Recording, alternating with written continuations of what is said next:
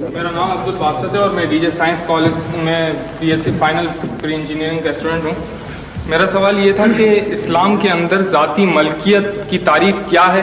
جاگیردارانہ نظام کے متعلق آپ نے تھوڑا سا بتایا, اس کی وضاحت کے طور پہ بتا دیں. اور دوسرا یہ ہے کہ زرعی ٹیکس کے متعلق آپ کی پارٹی کی کیا رائے ہے؟ جہاں تک ذاتی ملکیت کا تعلق ہے اس کے متعلق میں آپ کی خدمت میں عرض کر دوں کہ ایک شخص نے اپنی حلال کی کمائی سے جو چیز بھی پیدا کی ہے, خریدی ہے, وہ اس کا مالک ہے, وہ اس کا مالک ہے.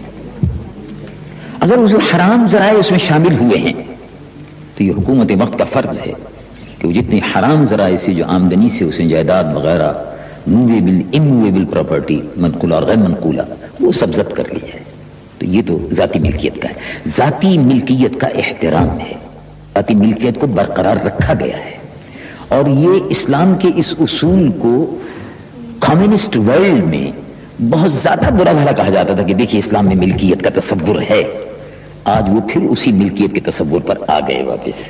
تو 14 سال کی میں نقطہ نظر صحیح ہوا. آپ دوسرا سر جی زرعی ٹیکس کا جہاں تک تعلق ہے میں اس کی تائید کرتا ہوں اور ہمارا مطالبہ ہے کہ زراعت کی آمدنی پر ٹیکس لگنا چاہیے.